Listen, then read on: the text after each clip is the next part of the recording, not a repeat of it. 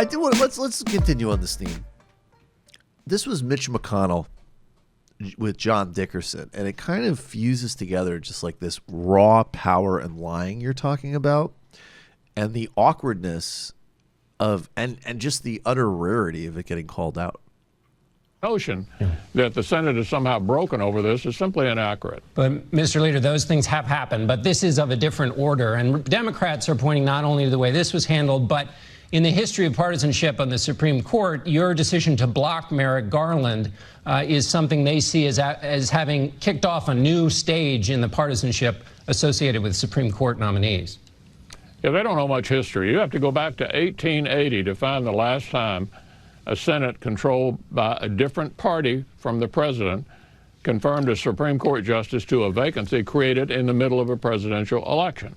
They also conveniently forgotten that Joe Biden said in 1992, when he was chairman of the Judiciary Committee, the Democrats control the Senate, Republican in the White House. If a vacancy occurred, they wouldn't fill it. They also conveniently forgot that Chuck Schumer and Harry Reid, 18 months before the end of Bush 43, said if a Supreme Court vacancy occurred, they wouldn't fill it. But Talk Mr. about Leader, hypocrisy. Right. But, Mr. Leader, I don't think that's right. In 1956, Eisenhower nominated Brennan. The 84th Congress was a Democrat-controlled. And also on the Biden rule, Joe Biden was talking in the abstract. There was no nominee was blocked. And he said to not have the nomination come up before the election, but that it could come up after the election. And so what Democrats say when they hear you doing this is they say he's creating new rules to essentially do what he wants to do. And as you've written in your book, The Long Game, when you do that, it actually hurts democracy. Yeah, well, that's not at all what happened, John. You're completely misconstruing what happened. What I gave you is the history of this. I know the history of this. I've spent a lot of time on this throughout my career. What I did was entirely consistent with what the history of the Senate's been in that situation going back to 1880. Well, I think the 1956 example, and also in 1968, later in the election cycle, when a Democratic president put somebody forward, the Republican leader worked with him to get that person a hearing and get him towards the Supreme Court, which is not something that you did. A vote at the time. Then there was a Democrat in the White House and a Democratic Senate. But the Republican leader at the time tried to help the Democratic president. John, you are not listening to me. The history is exactly as I told you. Well, we have a disagreement about the history, but I greatly appreciate you being with us here today. Mr. Leader, thanks so much.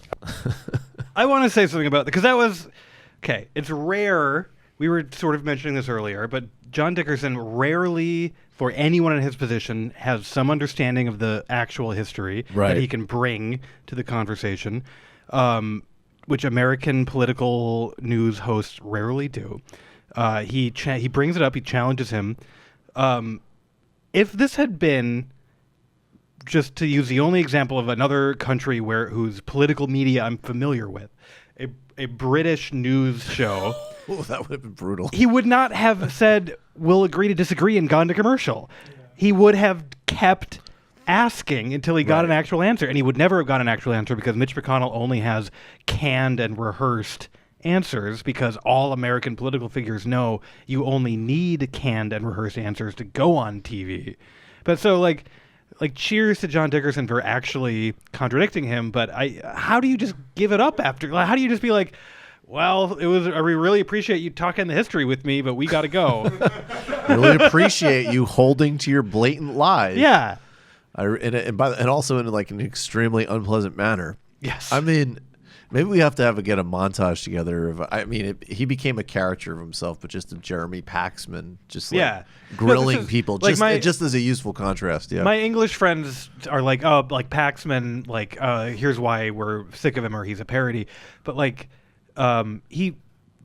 we don't need everyone on TV to be Paxman, but we need at least 2 or 3 of them. Yeah, right. We need like we need a little Paxman. Let's need some of them to act like that sometime. It's annoying because the closest thing we have is probably Jake Tapper, right? Yeah, he's the closest we have, and that's that resting awful. bitch face of his.